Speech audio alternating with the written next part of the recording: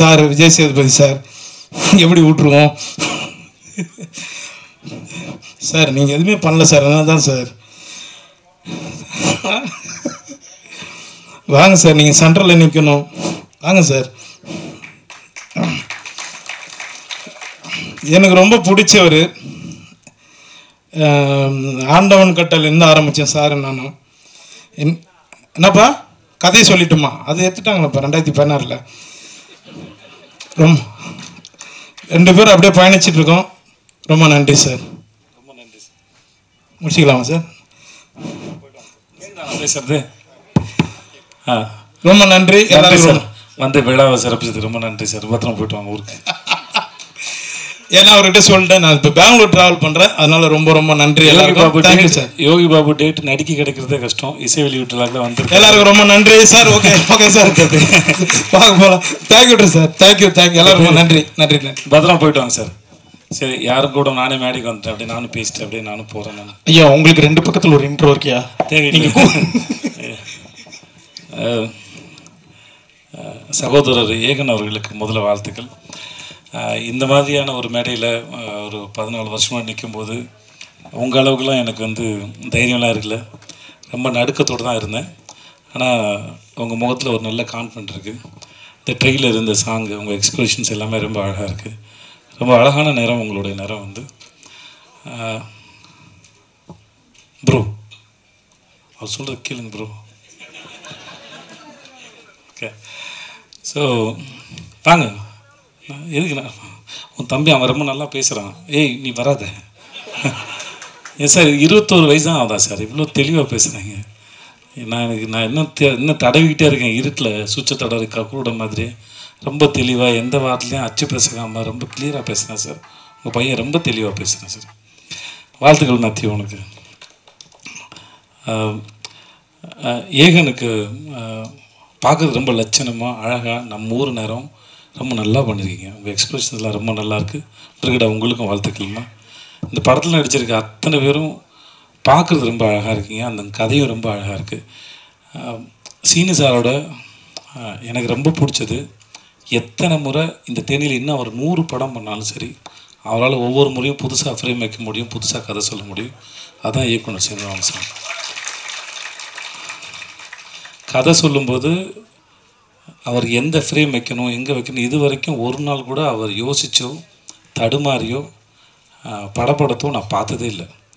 தன்னை நம்பி ஒரு தயாரிப்பாளர் பணம் போட்டார்னா அந்த பணத்தை எவ்வளோக்கெவ்வளோ சிக்கனமாக எடுக்கணும், அந்த படத்தை எவ்வளோக்கெவ்வளோ சிக்கனமாக எடுக்கணும், சொல்ல வர கதையை எவ்வளோ தெளிவாக ஆடியன்ஸ்க்கு புரிகிற மாதிரி சொல்லணுங்கிறதுல நான் பார்த்து வியந்த மிக சிறந்த இயக்குனர். நான் அது எனக்கு வாய்ப்பு கொடுத்து இல்லை நான் முதல் வாய்ப்பு கொடுத்தாருங்கிறதா சொல்ல. இது வரைக்கும் நான் அவர்கிட்ட 4 படம் தான் சார், 4 படம் வேலை பார்த்துருக்கோம். முதல் படத்துலேருந்து நான் மாமனிதன் வேலை பார்க்குற வரைக்கும் எங்களுக்கான பட்ஜெட் கூட கிடைச்சாலும் அவர் தென்மேற்கு பருவ காட்டுற படத்தில் மிக குறைவான பட்ஜெட்டில் எப்படி ரொம்ப பொறுப்போடையும் படம் வேகமாகவும் வேலை பார்த்தாரோ அதில் துளி கூட குறையாமல் தான் எல்லா படத்துக்கும் வேலை பார்த்தார். சீனிவாசன் சார் மாதிரி ஒரு இயக்குனர் கையால் நீங்கள் அறிமுகம் ஆகிறதுக்கு முதல்ல நீங்கள் கொடுத்து வச்சுருக்கணும். அதுக்கு முதல்ல வாழ்த்துக்கள். ஏன்னா நேரம் கிடைக்கும் போதெல்லாம் வந்து தான் கற்றுக்கிட்டதையும் தான் தெரிஞ்சுக்கிட்டதையும் தன் மூலமாக இல்லை தன் நடிகர்களுக்கு பகிர்ந்துக்கிறதுல அவருக்கு ஒரு பெரிய இன்பம் இருக்குது. அதை கண்டிப்பாக உங்களுக்கு சொல்லி கொடுத்துருப்பாரு நினைக்கிறேன். கண்டிப்பாண்ணே. அப்படி சொன்னதில் நிறைய விஷயம் வந்து உங்களை சுற்றியே தானே இருந்துச்சு. சேது இப்படி பண்ணா, சேது அப்படி பண்ணான்னு அதை மட்டும் எடுத்துக்கிட்டுருங்க. வேறு ஏதாவது கற்றுக்கிட்டு இருந்து. ஸோ உங்களுக்கு மூலம் என்னுடைய வாழ்த்துக்கள் சார். என்ஆர் ரகுநந்தன் சாருடைய பாடல்கள் வந்து ரொம்ப நல்லா, எஸ்பெஷலி அந்த அண்ணன் தங்கச்சி பாட்டு வந்து ரொம்ப நடுவில் போன அந்த ஃப்ளூட் பீட்லாம் சூப்பராக இருந்துச்சு. அப்படியே உருக்கி எடுத்துச்சு சார், ரொம்ப நல்லா இருந்துச்சு.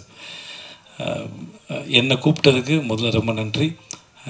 நான் இருந்த இடத்துல இது எப்படி இருக்குன்னா பாஸ்ட்டும் ப்ரெசண்ட்டும் இருக்கிற மாதிரி இருக்குது என்னோடதில்லை. ஆனால் உங்களோட ஃப்யூச்சர் வந்து என்னோட நல்லா வரட்டும், நல்லா இருங்க நீங்கள். ஸோ வாழ்க உங்களுக்கு சார். உங்களுக்கு நன்றி. சக்தி சினிமாஸ்க்கு ரொம்ப நன்றி. நீங்கள் ஒரு படத்தை பார்த்து நீங்கள் இண்டஸ்ட்ரியில் இருக்கிற பெரிய நல்ல கிசுவே உங்களை பற்றி நீங்கள் ஒரு படத்தை ரசிச்சிட்டிங்கன்னா அந்த படம் மக்களும் ரசிப்பாங்கிறது தான். கில்லியவே ரீரிலீஸ் பண்ணி கிட்டு குத்த மனுஷன் நீங்கள் தான் கில்லி எனக்கு தெரிஞ்ச வரைக்கும். உங்களுடைய சக்தி இந்த படத்தில் மொத்தமாக இறங்கட்டும். சக்தி ரொம்ப நன்றி உங்களுக்கு. பிரிகேடா உங்களுக்கு வாழ்க்கை ஜீவா நன்றி. நல்லா இருப்போம் ஜீவா நன்றி. உங்களுக்கும் வாழ்த்துக்களுக்கும் நன்றி, எல்லாருக்கும் நன்றி. ரொம்ப என்னை கூப்பிட்டது ரொம்ப நன்றி. வரேன், நன்றி. நம்ம நெஞ்செல்லாம் பதறும் சார். ஒரு 2 லைன் இருக்கு சார். மேண்டேட்டரியான விஷயம், வீட்டுக்கு ஒரு ரேஷன் கார்டு. தமிழ் சினிமாவில் ரிலீஸ் ஆகிற எல்லா படத்துக்கும் இவர் தான் விசிட்டிங் கார்டு. க்யூட்டாக ரெஜிஸ்டர் ஆனாரே, அழகான சுருட்ட முடியல. கேர்ள் ஃபேன்ஸ்லாம் ஏங்கி கிடக்காங்களே, விழுந்து கிடக்க இவர் மடியில். தனது இயல்பான ரசிக்கும்படியான உடல் மொழியால் 2 லைன் மட்டும் இருக்கு சார். தனது இயல்பான ரசிக்கும்படியான உடல் மொழியால் நடித்தாரே மண்டேலாவா மாசா. போன வாரம் கலக்குனாரே கோட்டில் சுபாஷ் சந்திர போஸா.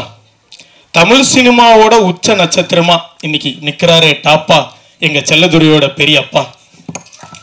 வேற ஒன்றும் இல்லைப்பா, அது ஆண்டவன் கட்டலை, ஒன்றும் பண்ண முடியாது. கரெக்ட் தானே sir Vijay Sethupathi sir? Sir ஆண்டவன் கட்டலைன்னு சொன்னேன் சார். எல்லாருக்கும் வணக்கம். ரொம்ப சந்தோஷமாக இருக்குது. இந்த படத்தில்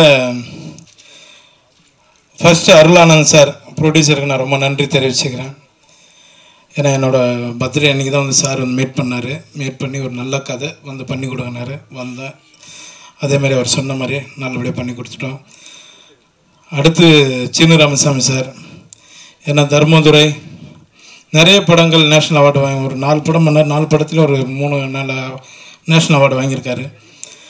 அவரோட ரொம்ப நாள் பேசிகிட்டே இருந்தேன் நான் சீனு சார் கூட. சார் நம்ம ஒரு படம் பண்ணணும் சார் அப்படின்னு. கண்டிப்பாக பண்ணலாம் சார் அப்படின்னு கூப்பிட்டாரு. போய் பண்ணேன். அப்புறம் மற்ற ஒரு ஜிப்போ ஒரு வேஷ்டி வந்தது. இது யார் போட்டிருந்தது அப்படின்னு கேட்டேன்.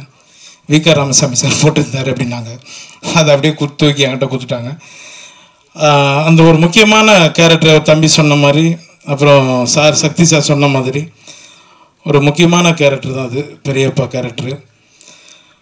ஒரு சீனும் அவர் எடுக்கும்போது, சீனு சார் எடுக்கும்போது அந்த வாழ்வியலில் அப்படியே கொண்டு வந்து, ஏன்னா நம்ம லோக்கலாக நம்ம வந்து கவுண்டர் அடிச்சுட்டு சுற்றிட்டு இருப்போம். ஒரு இடம் கூட அவரை வந்து அதுக்கு வாய்ப்பு கொடுக்கல, கண்ட்ரோல் பண்ணிட்டாரு. இப்போ படமாக பார்க்கும்போது அது ரொம்ப சந்தோஷமாக இருக்குது. மேடம் கூட சொன்னாங்க, ப்ரொடியூசரோட ஒய்ஃப் மேடம் கூட சொன்னாங்க, சார் அந்த கிளைமேக்ஸில் ஒரே ஒரு லுக்கு மட்டும் விட்டுருப்பீங்க அப்படின்னு.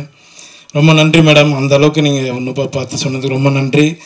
எல்லாருக்கும் ரொம்ப நன்றி தெரிவிச்சுக்கிறேன். அப்புறம் ஏகன் தம்பி